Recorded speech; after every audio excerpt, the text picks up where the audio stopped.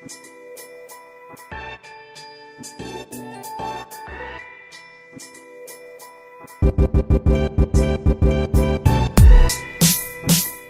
episode of the podcast is sponsored by our friends at Five Wives Vodka, Wizarding Days, Market Source Real Estate, and The Melting Pot. We're going to be telling you more about them throughout this episode. All right, let's welcome everybody out to a brand new episode of I Am Salt Lake podcast. If this is your first time here and you're like, what is this podcast that I found? What is this podcast that I downloaded? Well, let me tell you a little bit about it really fast. This is a podcast all about showcasing awesome people right here in Salt Lake City. We're talking to musicians, authors, business owners, restaurant owners, distilleries, breweries. I think you get the idea. We're talking to anyone that might have a cool story to share. So welcome to the podcast. This is episode 369. My name is Chris. I'm sitting right across the table from my awesome co-host, Christina. How you doing over there? I am doing amazing. Almost as amazing as the conversation we're about to share with you guys. On this week's episode, we got to sit down and chat with Hasen and Teri, owners of Salt Lake City's very own Sweet Lake Biscuits and Limeade. They have such a cool story of how they started, where they're at now, and where they're going in the future. It was a lot of fun chatting with them. This podcast episode actually has kind of a fun story behind it. We actually ran into Hasen and Teri at the City Weekly Best of Party this past November, when we went to go get our Best Podcast Award. Anyway, Christina was eating some of their food. One thing led to another. We all started chatting, and it was at that moment that I was like, wait a minute, Hasen has actually been on the podcast before, way back in episode 10, with his band, Hectic Hobo.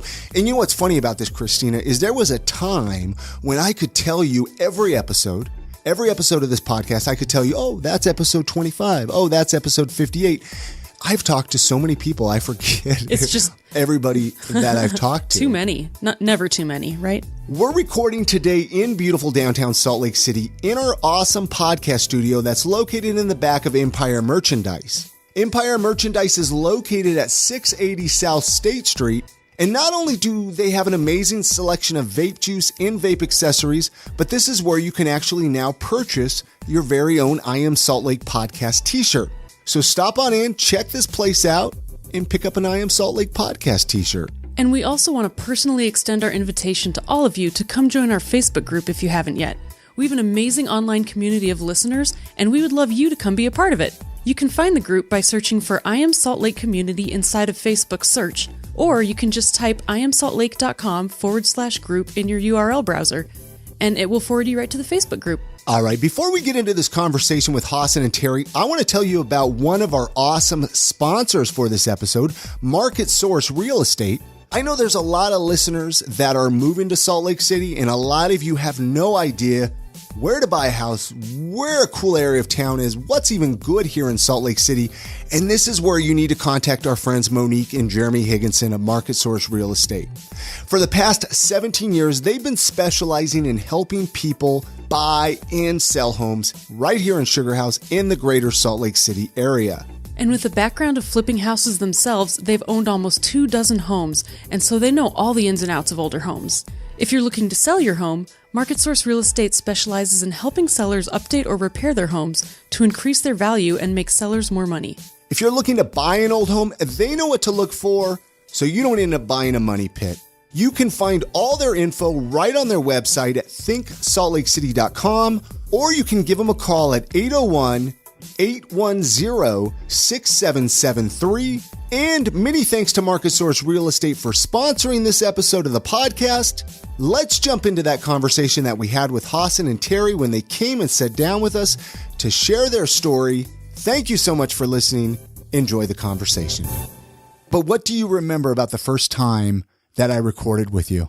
Oh man, Nothing. I don't think I remember. I remember that we did it, and I remember being in a room, and I don't even remember which other band members were there. I think they all were. Were they all there? Well, I don't know. I mean, and we're talking about Hectic Hobo, obviously. But 7 years ago. You've been probably different members in. Yeah, and we've had a handful of bass players. I couldn't even say 7 years ago today who was the bass player. And we had a couple different accordion players and Well, and obviously we're here today to talk a lot about Sweet Lake Biscuits and Limeade, which is awesome. It's funny. So we actually met and chatted a lot at the City Weekly Best Of party. And then I didn't even realize it. I was like, oh, yeah, you have been on the podcast. Completely slipped my mind. But Teri, you haven't been on the podcast. So, No. And this is still kind of the first time for you, Hasen. It's Hasen. Hasen. Hasen. Gosh, I bet you a lot of people. Everyone just calls me Haas. Even after I said, how do you pronounce your name? I still screwed it up. I apologize. Okay, so it's been a while since we've had 4 people on the podcast, but I'm going to still start it how I like to start podcasts, and I'm going to completely throw you off here. What did your childhood smell like?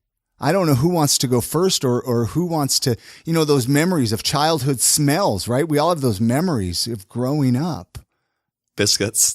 Biscuits. So you grew up eating a lot of biscuits then. Yeah. Really? Is that kind of the inspiration behind starting all the Sweet Lake stuff? Yeah. Excellent. What about you, Teri? Smell like, let's see. My mom always home cooked. We had home cooked meals she would cook everything and send us off to school and have our own little homeschool lunch. And so she's a really good cook. So I remember, always having like a food smell in the home. You said were you homeschooled? No, she would make us like homemade lunch and then homemade. send us. Okay, to school. I was thinking homeschool because I was homeschooled. That's why I was like, okay, well maybe we'll get a connection there. I did go to private school, Montessori. So. And you both grew up here in Utah, or where? I grew up as a kid in San Antonio, Texas, and I came here when I was 11 years old. And you as well, Teri? I was born and raised here in Pleasant Grove. So. I have a question about Montessori. How did you like that? It was weird. It was like, that was really new when you were going, probably, wasn't it? Yeah, I mean, all of my siblings went, and I guess we didn't really know any different, but... Yeah. I just know Montessori right now is like, there's people lining up to get their kids into those schools. Yeah. That's crazy. It's a little bit more hands-on, like one-on-one. Isn't it like crazy expensive? Go yeah, to I've looked it Montessori up, school? Private school. and I'm not going to put any of my kids in it because it's too expensive. So I think it's pretty cool that you got to go. Yeah, I went until 6th grade is when I switched over to public school. So very cool. Well, let's jump right into Sweet Lake, especially since I got Teri in the Haas here. Wasn't Haas from Dukes of Hazzard? No, it's from Bonanza. Haas. Oh, that's right. That's better. Right. Okay, so there's some questions. Dukes of Hazzard is Luke and Bo Duke. Bo, yeah. Luke and Bo, and then I was thinking the Daisy. guy, Boss Hog. Boss Hog. Boss Hog, yeah. In our group, we mentioned that we were going to be chatting with you two. I'm going to jump right into these questions because they're probably going to be questions we're going to want to cover anyway. I mean, I want to get into the history of how it started and whatnot, but this opening question from Trina at Buzzed Coffee. I don't know if you guys know Trina, Buzzed Coffee Truck, the food truck. I guess it's a coffee truck. We know the coffee truck. I don't know if we know Trina. Yeah, she wanted to know. She says, I'd love to know about the process they went through from transitioning to just vending at the farmer's market to opening their brick and mortar. What advice would they have for someone looking to expand into a brick and mortar? I think having a strong concept is key. Although we always kind of jokingly say we should have done a coffee shop because the restaurant is there's so much stress and so many, it's like one disaster after another kind of behind the scenes stuff. And we're always like, man, we should have just done a coffee shop.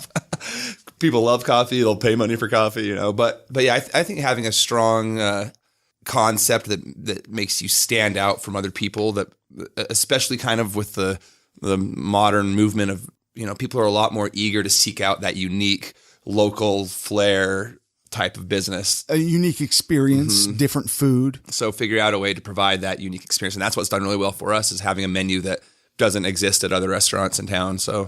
But that transition so you started at the downtown. How many years ago was that you started at the downtown farmers market? I think this coming summer will be is going to be our 12th summer, 11th or 12th. At the downtown farmers market. And you guys still set up at the downtown farmers market? Yeah, we sell one thing. We sell fresh mint limeade. And that's Do you know how long it takes to get some of your fresh mint limeade at the farmer's market? Yeah. It takes a really long time. Yeah, the line gets 30-person line. It's so worth it. But I always want to go and I always want to get some limeade, and the line is just like down the block. Well, that's a good thing, though. It's a great thing. It just shows how delicious it is. The funny part is that we've had people wait in that long line and get to the front and be like, so what do you sell? Oh my gosh. Are you serious? They just saw the line, so they hopped in. Yeah. It teaches you a lot about the psychology of people. As soon as they see a line, they're like, it must be good. So, Wow. but to answer your question, I think one thing for transition is knowing, like, there's a lot of resources locally out here. And one of them was the Women's Business Center, and they'll sit down with you and help you write a business plan. They'll help you look for funding. I mean, it's amazing what they can do for. They'll help even us guys out, Yeah. And you don't have to be a woman. You don't have to be a that's just woman. their title. Usually they're like, if there's one woman in your company, you know, but they'll help anybody. I mean, they're here to just help the community and help businesses grow. So that was a big thing. We went to them and they helped us. My background's in entrepreneurship, so I knew how to write business plans because that's what I had to do for school. But she really helped us get it in the format of, hey, this is what a funding, like local funding, is going to want to see, and this is how you do it, very precise and just straight to the point. And then there's also Utah Microloan Fund that will give. When we were looking, they would give up to $25,000. I think they've increased that since then. I think I heard they increased it, possibly. And then there's also economic development for Salt Lake City that is looking to give out funds. And it's part of the Community Reinvestment Act. So banks actually contribute money back into the community as part of that act, and so that they look for local businesses to help. So I think just knowing what resources to go to is a big step, because they can help you and you don't have to do it alone. Now, whose idea was it to even start this whole thing? Or this crazy guy. What? I would never start a restaurant on my own. How did that even come about for you? So, we were talking about the farmer's market booth, and for years I was trying to figure out a way to, that's a business I started to do until I found an actual job. Basically, I had left the job I had been working at for several years, kind of an office job, and I was like, well, summer's coming up. In college, I used to own shaved ice shacks, and I remembered liking being my own boss, and so I was like, well, I can just come up with a seasonal thing to kind of get me through the summer while I, apply for things and trying to figure out what I'm trying to do. But it took off. People liked it, so I kept doing it. And I was trying to figure out, okay, how can I turn this into like an actual annual income job? You know what I mean? The farmer's market is only on Saturdays, only in the summertime. Mm-hmm. So it's like 16 days total. It's like 2 weeks of work, all said and done, So originally I was looking into bottling the drink. The limeade. The limeade, the mint limeade, and I had a couple other flavors. In fact, for 2 years, I was working with a food lab in Los Angeles, flying there every month, working with food scientists, do like flavor development and stuff like that. And it's pretty insane. I never knew how much technology and science and development goes into creating these, flavor profiles and things like that. How did you even find somebody though that would do that? I was looking very specifically. I had learned over the years that once you squeeze a lime, and this is kind of one of the secrets why it's so good at the farmer's market, the drink, is once you squeeze that lime, the juice has this really stark, tangy, limey, fresh flavor. But as soon as it's exposed to oxygen, that flavor starts to decline. So I was like, we need somewhere that we can juice the limes and get it right to the plant where we put the recipe together and bottle it right away and kind of freeze so it doesn't have time that. to oxidize. Mm-hmm, exactly. Yeah. So I thought, well, we're not going to be able to do that here. There's just not the facility. So it's just, LA was just kind of like the obvious choice, where they have tons of produce close to Mexico where the limes come from. They're really into the healthy food movement is strong there. So it's just, I started looking there and found juicing plant that was 15 minutes away from kind of the bottling plant. And so was working on kind of, forming that triangle. And did you ever get any of it bottled? We got the final product developed. We had bottles, we had labels, we were ready to go. We were doing this process called high pressure pascalization. I didn't want to pasteurize. I didn't want to cook the product because, that's how you get rid of the bacteria and stuff, but it also affects the flavor of it. And I didn't want to do it at all if I couldn't replicate my fresh farmer's market drink. So I found this expensive, and it wasn't new. I think they've actually been doing it forever, but it's called high pressure pascalization, where they put it in a container and put it in a tank of water and are able to increase the water pressure so greatly that it just obliterates the bacteria. It's like as if they took your bottle to the bottom of the ocean or something like that. Wow. And just the intense pressure kills all bacteria. But it doesn't change the nutrients, which is It why doesn't it's really affect cool. the flavor at all. And so we were able to lock in that fresh flavor.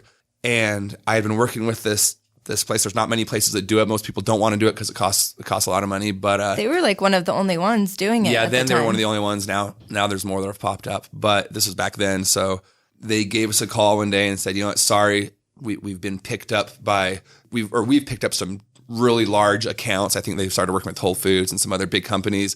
And it was just me, like this tiny, almost business, you know, and there's like, we just don't have room. And they were the only place in the United States, at least back then, that had like I said, I needed the juicing facility close to the bottling facility and doing it the way that I wanted it done. And once that fell through, I had always had a restaurant in the back of my head, but I knew I was bottling, so I didn't pay much attention to it.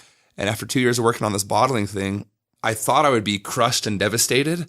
But when I found out that they were giving us the boot, I felt this relief. And the first thought was like, great, now we can do the restaurant. Now we can do what I actually wanted to do. And even after spending all that money flying down there too, I mean, airplane tickets aren't cheap and time and sometimes I'd find a friend to go with me. We drive down. Okay. Yeah. Were you guys together at this point? No. Yeah. No. Oh, yeah. Oh, yeah. Sorry. Didn't mean to bring that up. We weren't at the beginning. I think we met during that process. Yeah, that's right. Okay. And I was working at Backcountry and you were working on that. And then the actual brick and mortar place, that was, when did that, well, let's actually give the address. So the address for listeners. 54 West, 1700 South, not to be confused with 54th or 5400 West. It's 54, just west of Main Street. People confuse that a lot, man. One time a contractor called me. He's like, I'm here. I don't see it. He's like, I said, where are you? He said, I'm here, 5400 West. I was like, oh, geez. I don't think I've ever even been that far west in this valley. You should drive out there and put a sign, be like, Sweet Lake's over here, guys. Yeah. No, so how did that come about? I mean, did you find a location, or were you like, let's open a brick and mortar, and then you started looking for a spot? Or how did that process work out? Because it seems like a perfect location for you. We knew we wanted to do it, and we actually looked for a location for like Quite a year. Over a year. Yeah, over a year. There wasn't a lot going on downtown as far as locations, and the expense of the buildings it was crazy rent downtown. That location actually used to just be dirt. And so the guys over at City Home Collective, I don't know if you are Yeah, no, I know. with them. We've actually recorded a handful of podcast episodes there. Some of the early days, they let us use their little basement area to record. Cool. So they're great guys, but they helped you out? Yeah, our agent, Corgan, she works for them. And then Paul, the owner, he was building this brand new building on this vacant the owner lot. of our building, not of City Home. Yeah, sorry. Yeah, the owner of our location, he wanted to build on this vacant lot. And so she connected us with him and we built. And honestly, it was a bit of a risk going to that neighborhood because before now, since we've come, it's changed a little bit, but it was crack houses to the east side and Oh, yeah. just a little bit dingy. What they're doing with that area, we were actually just driving by, I want to say yesterday, Yeah, and I was it like, was. I cannot wait until these apartments come here. Mm-hmm. I mean, you got the Friar Tuck Barbershop, Kylie over there. I don't know if you guys know her or not. I mean, It's she's exciting. Like Yeah. that whole area is starting to really boom Mm-hmm. and become completely rejuvenated. And that's why you were mentioning, trying to get downtown. I'm like, downtown's overrated. Mm-hmm. Let's start spreading some of that love outside of downtown, Right. so we can have just awesome places all over. On that note, though, let's take a break. We need to play some messages here from our sponsors, and then I want to get into like your menu and all of that, and find out more of that story. So hang tight. We'll chat about that when we come back. All right, it's that time of the podcast where we take just a couple minutes of your time, tell you about our awesome sponsors. Now, remember, when you support one of our sponsors, you are supporting this podcast. So pay attention here, guys. Hey, this episode of the podcast is sponsored by the very local, the very delicious, the very tasty, and the very awesome Five Wives Vodka. The next time you head on over to the state liquor store, pick up a bottle of Five Wives Vodka. The next time you head on over to your local bar, ask for Five Wives Vodka by name. I think we need to make this the official drink of I Am Salt Lake. Oh, for sure. I I think- just picked up a bottle a couple of days ago. I think we've talked about that on this podcast, how we want to make it the official drink of we I may Am have Salt mentioned Lake. Hey, they have 3 different flavors we're going to tell you about here, guys. They have the original Five Wives vodka. This is the one that you hear about, made from Utah mountain spring water. It's 100% distilled corn spirit, and it's gluten-free. The spring is hidden in beautiful Ogden Canyon. It's inaccessible by vehicle, so they're hiking this water out 5 gallons at a time. If you like a little more punch to your vodka, you can check out Five Wives Sinful. It's a flavored vodka with a delicious cinnamon taste. And it's not like other cinnamon products that leave a cinnamon candy taste in your mouth. Sinful is like a morning cinnamon roll, and it only has 76 calories per ounce. They also have the Five Wives Heavenly. This is another one of their flavored vodka with a delicious vanilla taste. Heavenly's rich, buttery vanilla flavor. It comes through without coating your taste buds with sugar, and this results in more vanilla and less calories. Hey, I'm going to give you their website, fivewivesvodka.com. Go check it out if you want to find out more about it. You probably don't need to, though. Just head on over to the state liquor store, pick up a bottle or 2. Also, make sure to ask for it by name at your local bar. And many thanks to Five Wives Vodka for sponsoring this episode of the podcast. All right, this episode of the podcast is also sponsored by Wizarding Days, which is actually happening this upcoming weekend, February 22nd and February 23rd at the Mountain America Expo Center. Wizarding Days is an interactive fantasy event with roving actors, magical sets, crafts, and activities, nonstop entertainment, and classes by artisans and professionals. This year, Wizarding Days is excited to bring the Arthurian legend Camelot to life. They have a new Camelot theme with a throne room, a round table, a sword in the stone, and a giant wish dragon that you can walk through. And this is fun for all ages. Wizarding Days brings your favorite books to life. Tickets are on sale now at wizardingdayswithaz.com. Some things to remember. Kids 5 and under are free. Ages 6 to 12 are just $5. Tickets are on sale now, of course. They are cheaper if you buy them in advance, but if you are listening to this, like say it's Friday, right? And it's the 22nd and you're like, oh my gosh, I just want to buy a ticket. You can buy them at the door. Again, it's happening this upcoming weekend, February 22nd and 23rd at the Mountain America Expo Center. Their website, wizardingdays.com. That's days with a Z, and it is a tongue twister of a name. Wizardingdays.com is where you can go buy your tickets, find out more about it, find out about all the entertainment, the classes. This is going to be an amazing event for Salt Lake City. And as always, many thanks to Wizarding Days for sponsoring this episode of the podcast.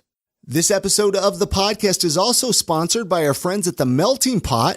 The Melting Pot is locally owned and operated. They're located right downtown Salt Lake City on the corner of Market and Main. Listen, if you want to experience unique tableside dining with friends, with family, or maybe you have an intimate date night like Christina and I like to enjoy every so often when we get a babysitter. And when we do get a date night and get to go to the Melting Pot, the food is always wonderful, the atmosphere is fantastic, and the servers are always really knowledgeable and helpful, helping us find food within either our dietary restrictions or something that we just enjoy. Remember, if you're riding tracks, you're going to want to take the Gallivan Center drop. That way you can find the Melting Pot. Again, they're located at Market and Main. This is a perfect place to go if you're heading downtown for maybe a jazz game. Oh my gosh, you guys. The Melting Pot is located 340 South Main Street. Remember, book your fondue experience today. And many thanks to The Melting Pot for sponsoring this episode of the podcast. Now, there was one more. I want to talk about your menu here. Like I said before we went on break, I want to get into the menu, especially for people that have never been. Like I say, a lot of people that listen are moving to Salt Lake. Maybe they want to come and get some of your biscuits. But there was a question. I want to make sure I ask this. Zach Martinez, he does Zach's Works. I don't know if you guys are familiar with any of his leather work stuff that he does. He sells them at the... I picture his logo. I can picture his sign or something. Great guy, longtime listener of the show. Anyway, he says, I'm curious about what happened with the other half of their building. Originally, it looked like it was going to be a separate business called the dispensary, but now they've just expanded throughout the whole building, which is great. So I don't know what that's all about, but I figured I'd throw it out there to make sure. I don't know. What do you know about that or what? Yeah, the dispensary was a small restaurant that opened for a little bit and then just closed its doors for whatever reason. And we were eager. We were offered the entire building when we very first signed the lease, and we wanted to mitigate risk, and we thought, well, it might be too big for us. We weren't really sure how many, diners we'd have coming in, so we took part of it. After a couple of years, I mean, it's gotten to where on a weekend we get pretty busy and we don't have enough tables, and so we were glad to be able to just expand. We have a second little dining room over there and a little prep kitchen. Oh, very cool. Especially in the winter when we lose our patio to the cold weather, we have somewhere to put people and not have such a long wait on the weekends. Does that cold weather really affect traffic at all? Because you were mentioning patio and stuff. I guess, that's a big thing for brunch, I guess, go hang out on the patio. Or... Yeah, we definitely notice when it snows, there's like a downtick in sales for sure. People just aren't driving. Sure. Yeah, people don't want to leave their homes, sadly. Let's talk about the menu. What's on the menu for people that have never visited? Well, it's called Sweet Lake Biscuits and Limeade, so it's based around our house-made biscuit. We took a lot of time and energy to really dial in the recipe for our biscuits and our gravies and stuff. And so it's a lot of it is biscuit sandwiches. The Haas, which is kind of the flagship plate over at Sweet Lake, is biscuit with fried chicken, melted cheddar cheese, bacon, fried egg, and gravy. And so it's kind of like a big old hearty breakfast sandwich. Sounds good. It'll keep you full for lunch. Yeah, too. yeah. The way you described it just sounds. Now you guys are only open till like 2:30, right? We close at 3 p.m. on the weekdays and 4 p.m. on the weekends. Now, why did you decide to go that route? Honestly, we are a biscuit place. Yeah. We're breakfast based. We've thought about and toyed with a little bit in the past doing dinner, but we're kind of sticking to what we know we're good at and what people like. As the neighborhood grows, we talk about developing a dinner and doing it down the road as like we were saying, that part of town is kind of growing and there's more businesses and people moving in. So maybe down the road, but for now we like doing breakfast and lunch. And also, the restaurant industry is a tough industry. And if we can close at night, just means less emergencies and disasters that we have to deal with. Sure, yeah. When we first started, we wanted to have a life too. So we're like, well, let's just close it. And do you have a life? Do you feel like you have a life still? We gained it back, that's for sure. After the first year, we hired a manager, and he's awesome, and he's taking care of the place, and it allows us more time to work on the business rather than in the business. I'm sure that's still stressful though, right? The first time you left the building and you're like, oh my gosh, we're not there, but it's open.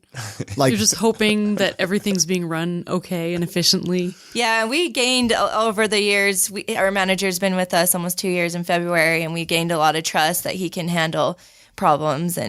But I'll tell you what, you can never clock out mentally. Yeah. We're always thinking about it. What can we make better?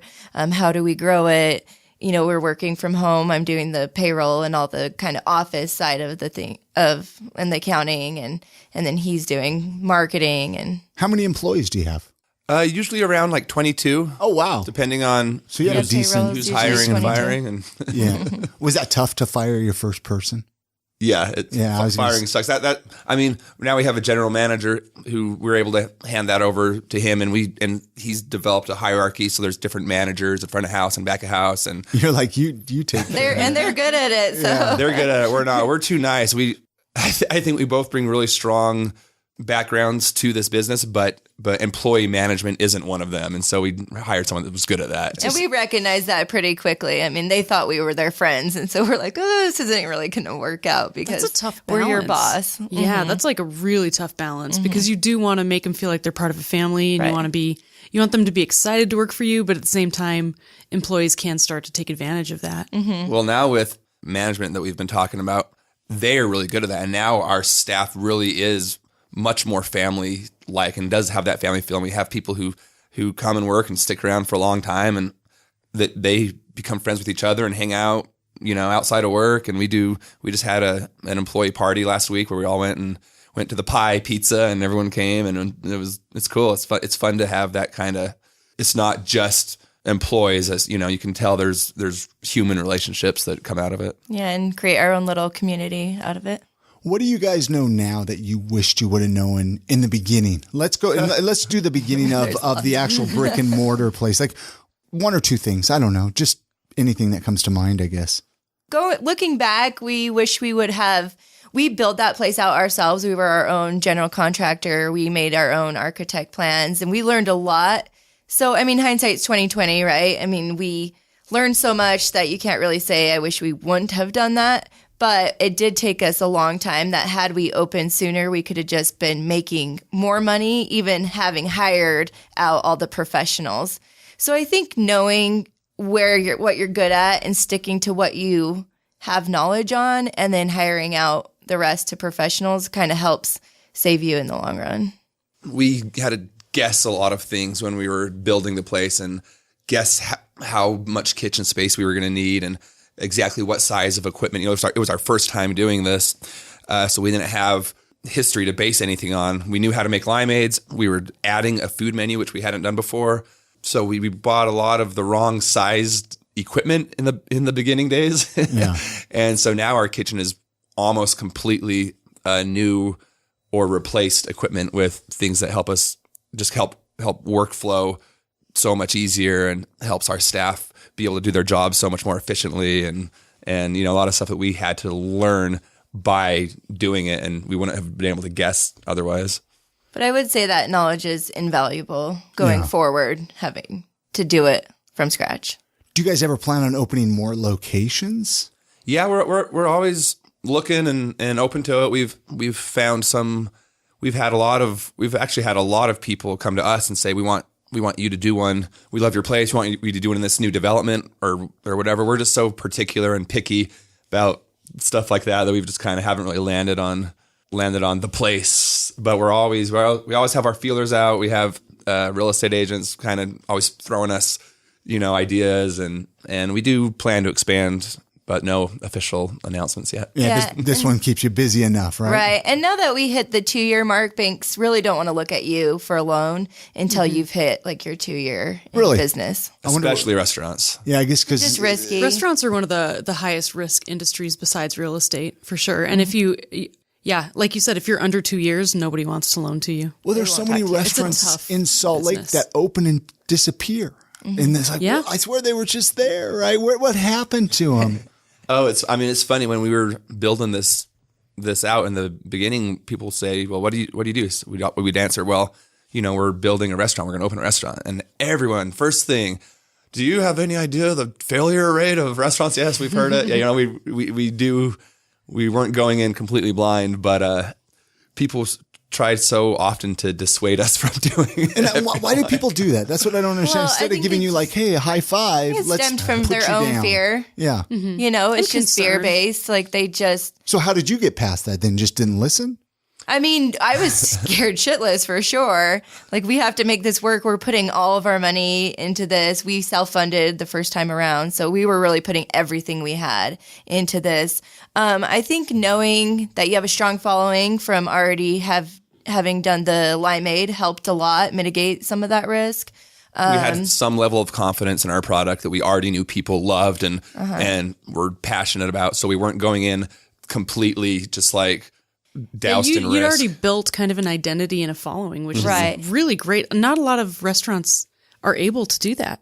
Yeah, so it helped mitigate because we already did have people that knew us, and then also knowing that you're going to have a product that's awesome, that people are going to like. And I think having a really strong concept and knowing that it's a strong concept, because we've had a million ideas and then we're like, that was a dumb idea. We're not going to do that. It's like 10% are good. Yeah.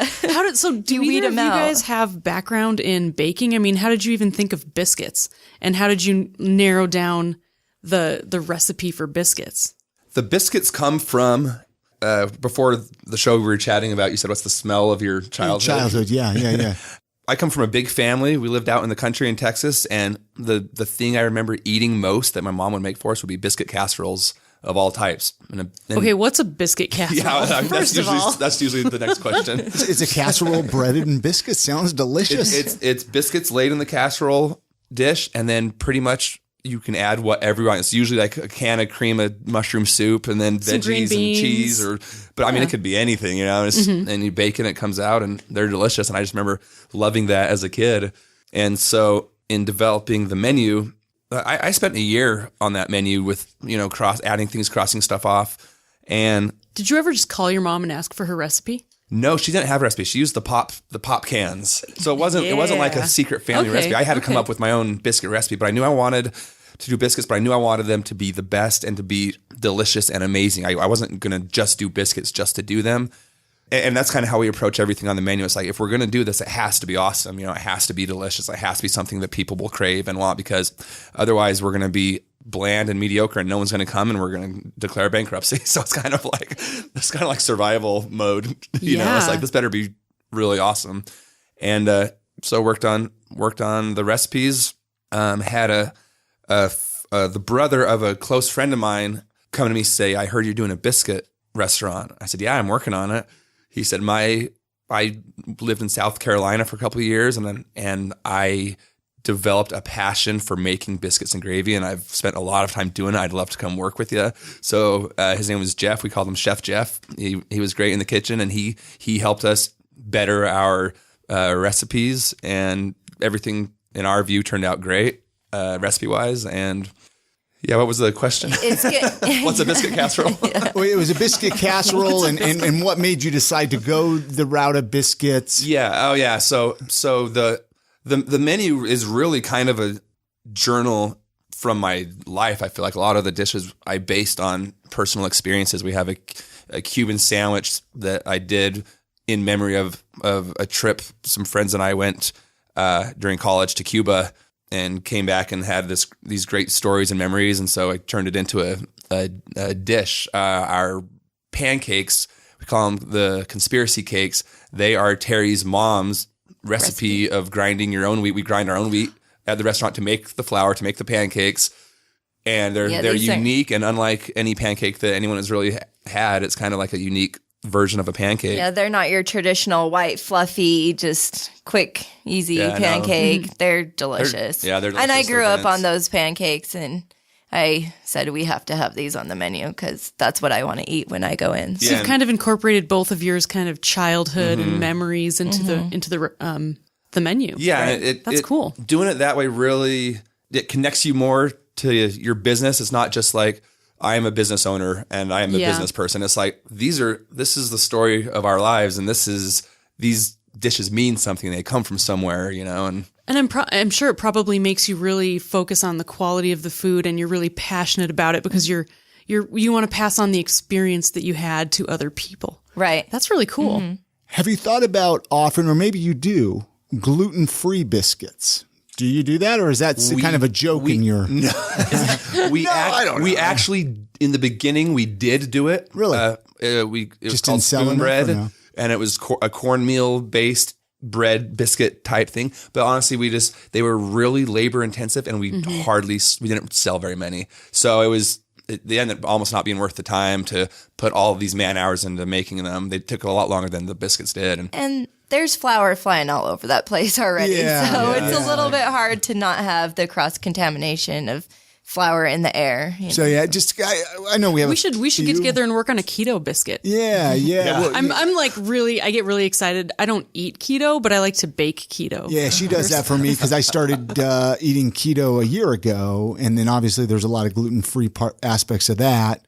And that's what I was wondering, maybe you do. How can we get Chris to eat your food? I just need a big slab of meat as well. Our gravy is gluten-free. Really? Actually, we don't use flour. We use a secret ingredient that's probably not that uncommon. The Haas ingredient, right?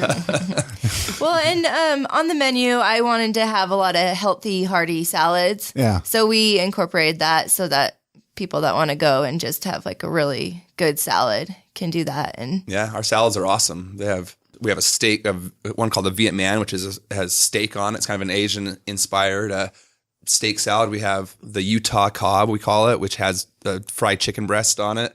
Ruby Summer with grilled chicken and grapefruit and almonds and Parmesan and jicama. And oh my gosh, you're making me hungry now, guys. We're going to go over after though, right? No, I'm kidding. Post party at Sweet Lake. Now, do you guys have alcohol there? Anything kind of booze? Yeah, we recently got a beer and wine license. Really? So we can do mimosas. We can't do like vodka or tequila or anything, but we do beery Bloody Marys and some other beer cocktails we've come up with, and it's fresh raspberry orange mimosa that is probably our number one seller.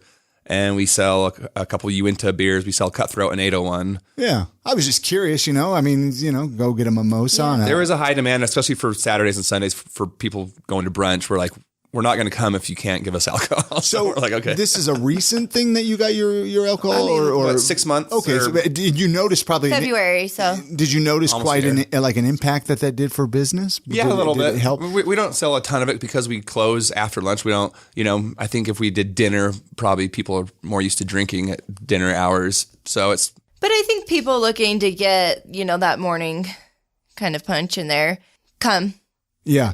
That didn't used to because they wanted to go somewhere that had alcohol. Mm-hmm. What was it? I always hear challenges right here in Utah to get liquor licenses. And I know you don't want to talk garbage because they listen, right? And you don't want to, I'm kidding. Was there anything challenging about getting a liquor license or advice that you would give somebody? Yeah. Our license, the only challenge is filling out the application. It's a long, I think they ask for I think there's a 15-point checklist of 15 different things you have to get, including permits from the city or permissions from the city, and then other things, get floor plans drawn up. As far as the challenging, one of the bigger challenges I think is for club licenses that have a full bar. Like all the shots and how to I think that one they limit how many they give, but there's no limit on how many restaurant licenses, like beer and wine licenses. There's restrictions. You can't be within 100 feet of a school or a park or things like that. And then you have to be careful that you're not, you either have to have what they call the Zion curtain, which is like a wall blocking the view of the preparation, or you can't serve, if you don't have that, you can't serve alcohol within 10 feet of where it's prepared.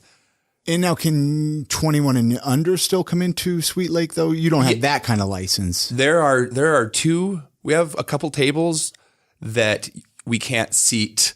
I got you. Under 21. I got you. And I don't mean to put you on the spot or make any kind of, I was just curious. Well, it's just good to know, if we wanted to go and take Lucy, yeah, could we come? Yeah, because there's been a few places that have gone around town and you don't realize it.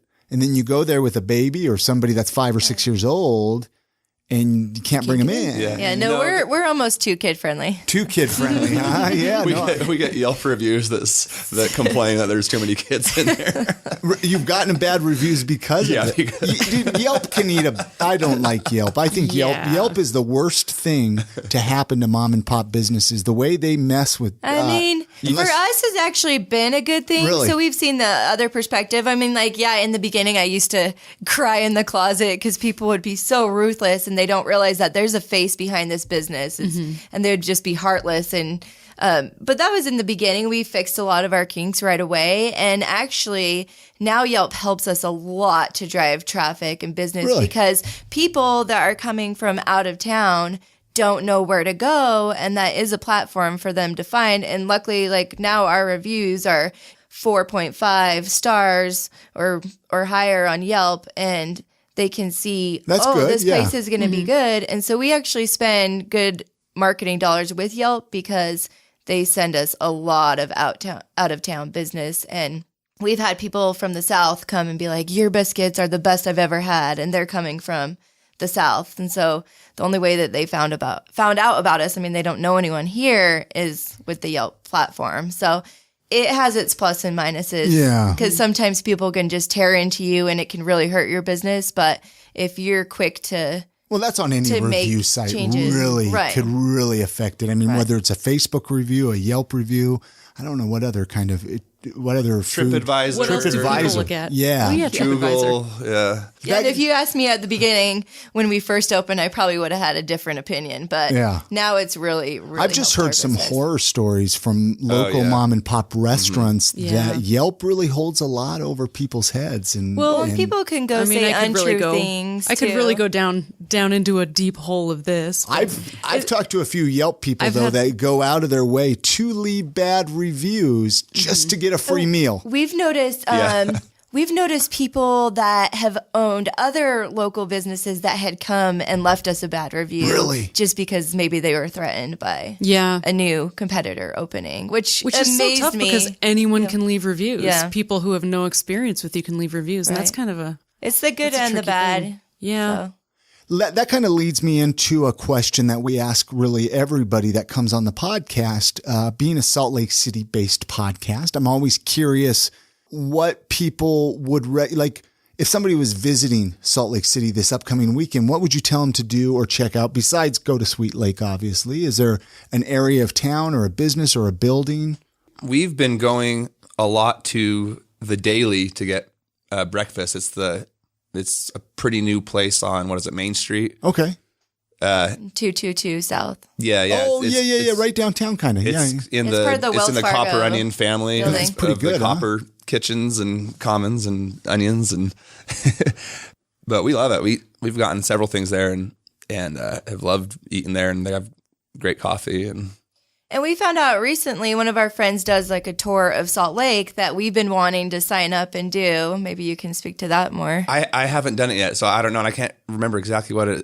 Doesn't it take it kind of like to secret spots, secret historical spots or something? Wait, so this is a friend of yours offers tours? Yeah, on Airbnb they do something called like trips or something. Yeah, I saw that. Where you can, and he has it up there on there. Yeah, Or he, Brooks. whatever. Yeah, we haven't done it, so I don't. Really Yeah. No, that's cool though.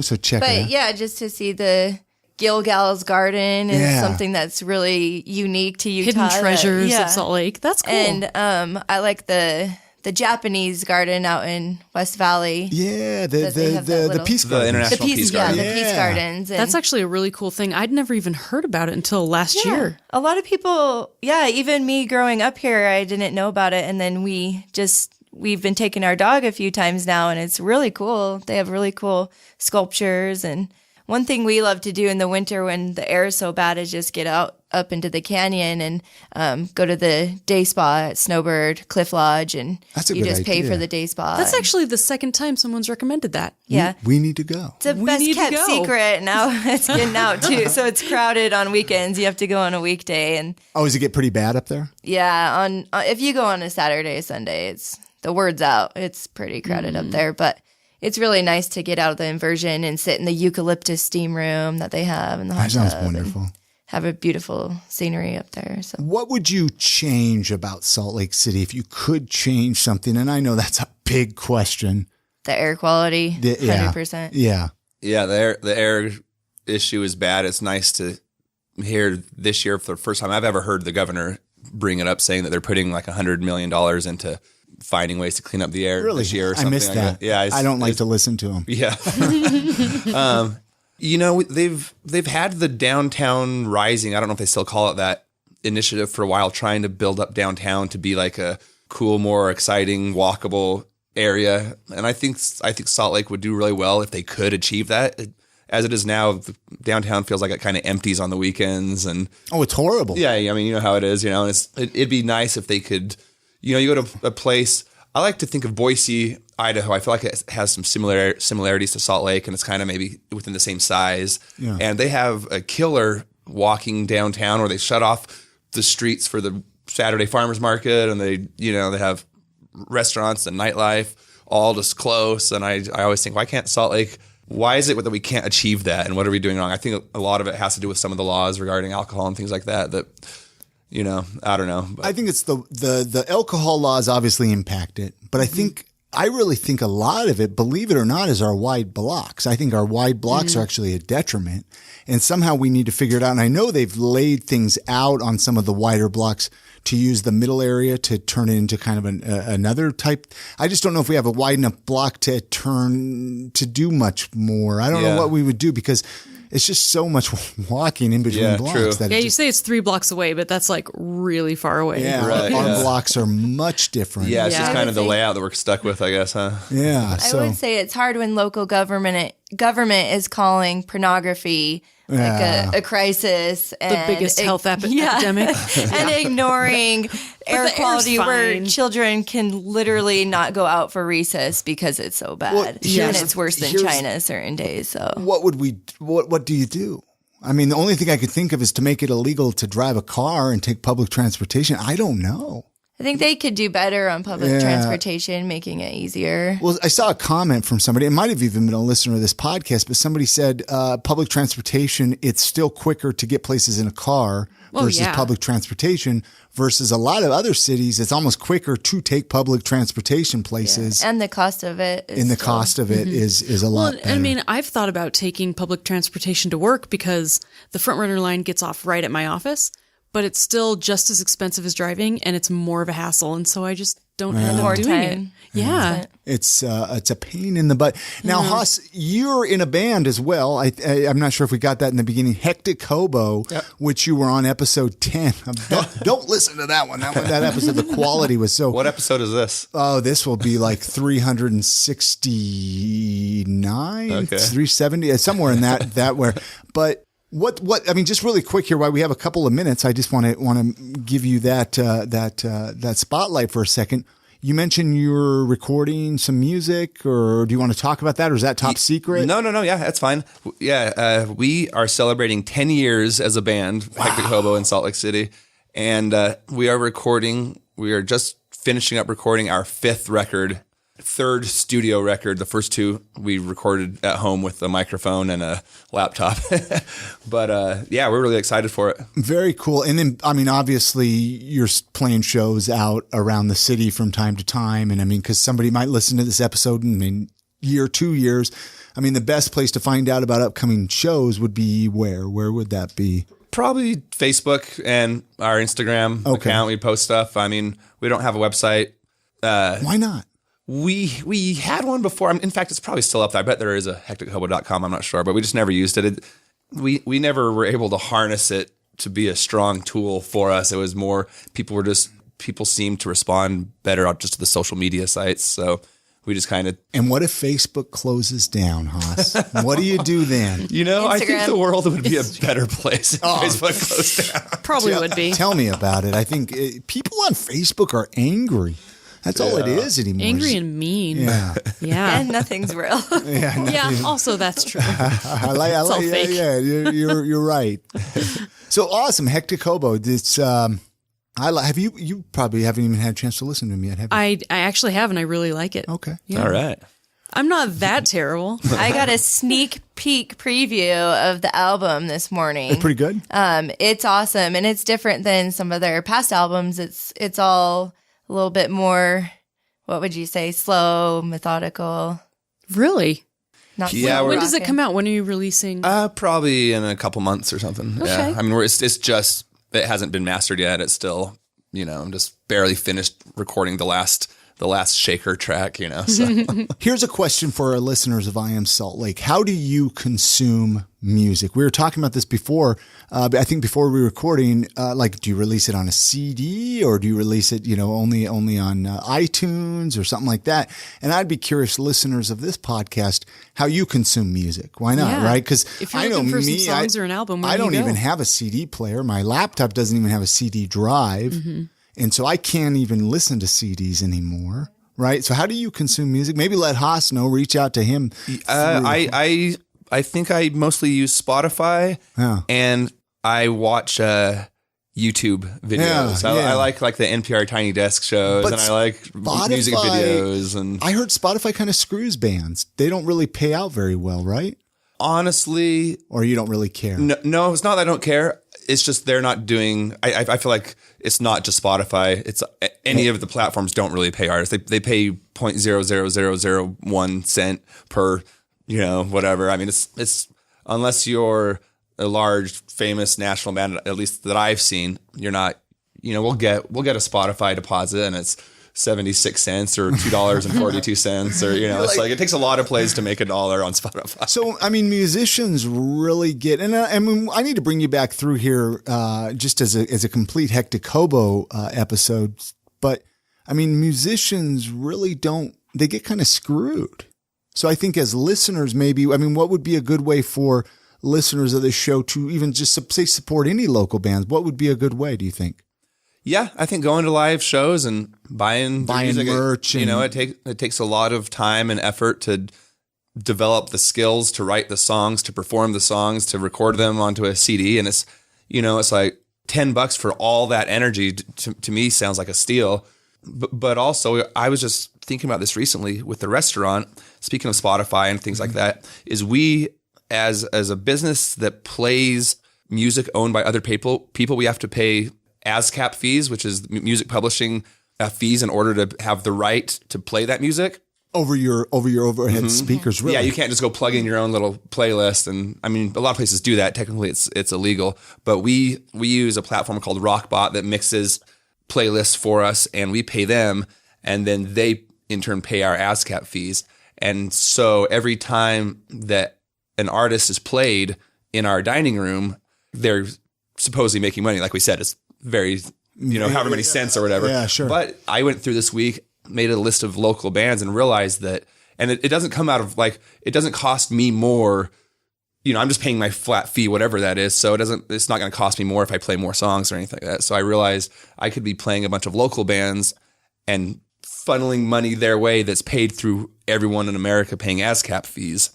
And so I just went through and added a bunch of local music onto it as something that hadn't occurred to me previously as a way to support local musicians. This is what I would do. And do you ever do this is put on like a Hectic Hobo CD and then see what maybe the people in the dining room and they start talking. I would be too embarrassed. He doesn't even tell our employees that he's part of a band. Really? He doesn't want them to come up and be I'm sure some of them know though. They know, but they find out. It's kind of a weird dynamic. The cooler they think you are, the harder it is to be their boss. And so I try to not let them. That makes sense. That's totally fair. So you're not going to let them listen to this episode then? Maybe. Oh no, I mean I don't go out of my way to block it, but I'm just I just don't bring it up sometimes. And I was going to say on the music consumption question, KRCL is all we listen to in the car. True. They play a lot of really good local music and highlight. Now, could you play bands. KRCL over your overhead speaker? But I guess that wouldn't really work for legalities, or how does that work? Or would it not benefit the bands quite as much? Well, KRCL, I'm sure, is paying.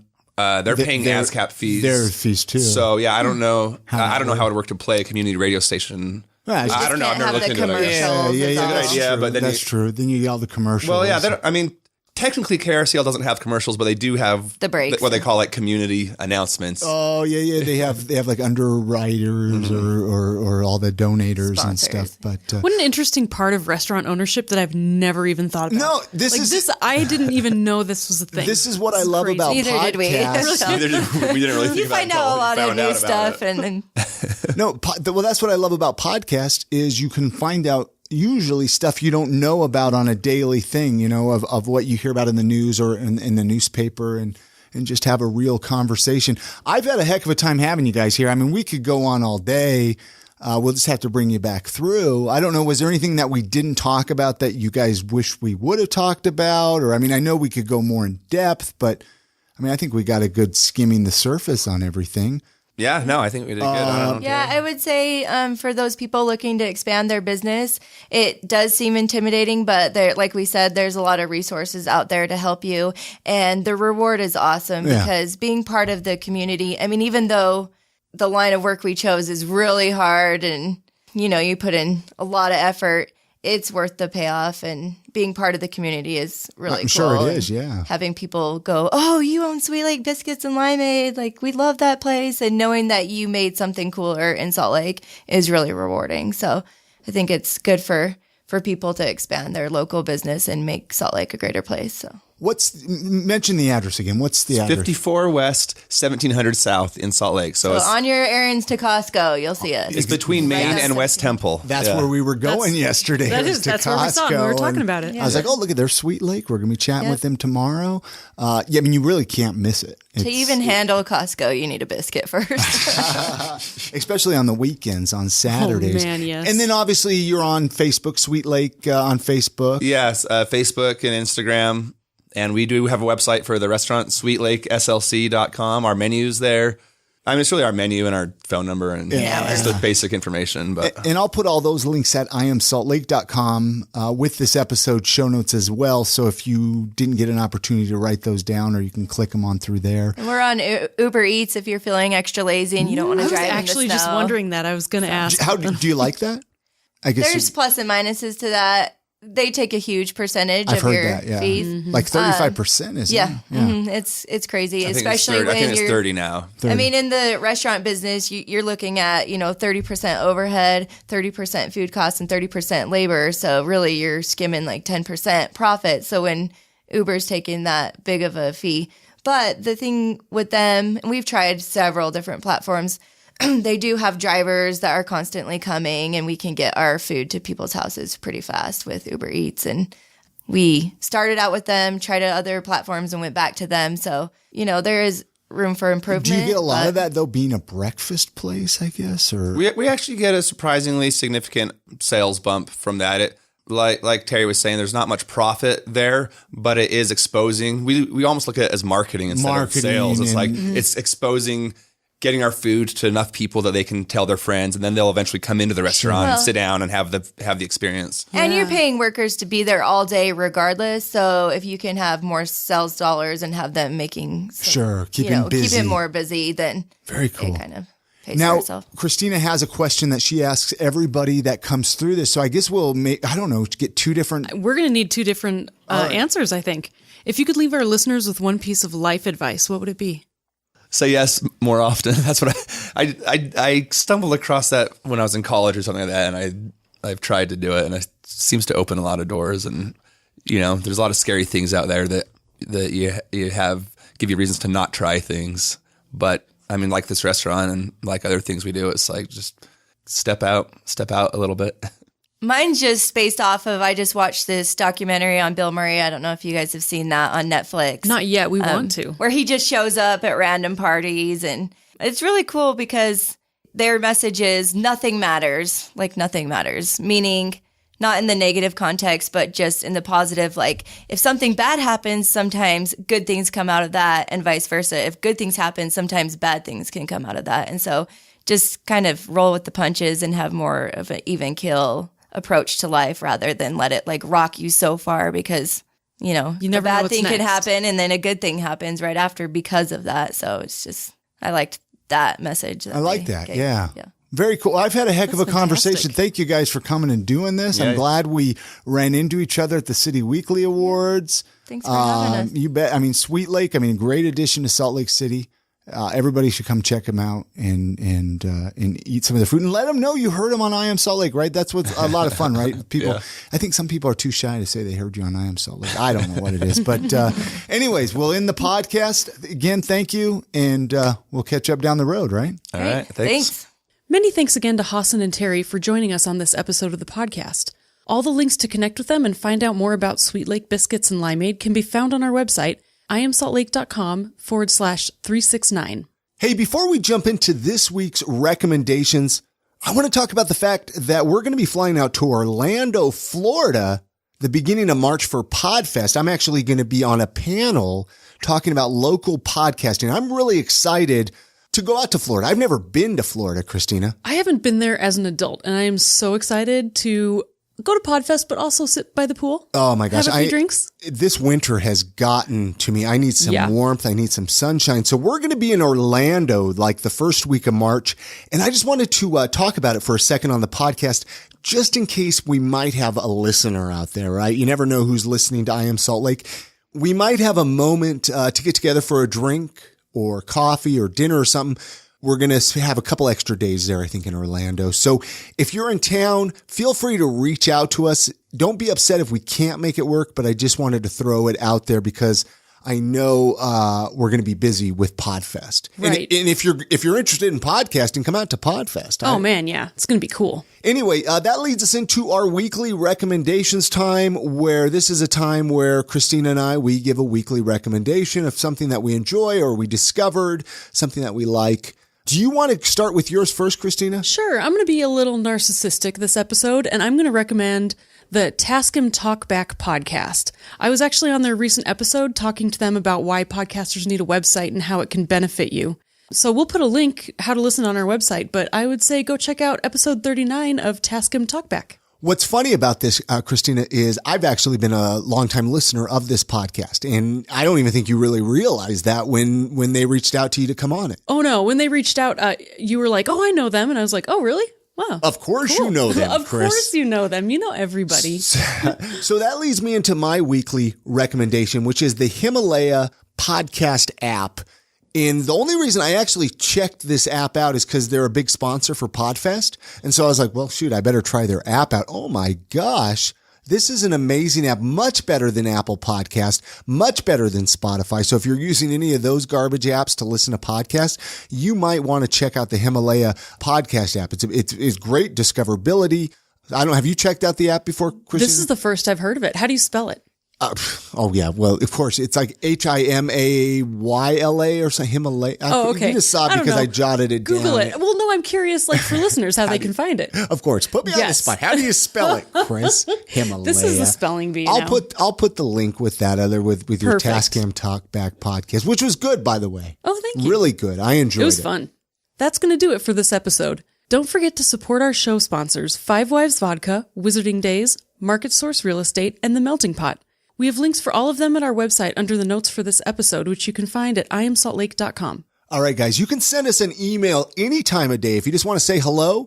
Really easy. hello@iamsaltlake.com. Do people still send emails, Chrissy? I think so. Yeah, I mean, they might be dated, but we're still in the game. Oh, my gosh. Just send us an email. Say hello. Tell us who you are. Tell us where you're listening from. Again, that email address is hello@iamsaltlake.com. And even better, if you want to send letters, packages, and candy, you can send it to us at P.O. Box 4412, Salt Lake City, Utah 84110.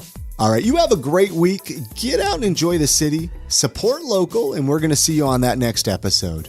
And good night, Grammy.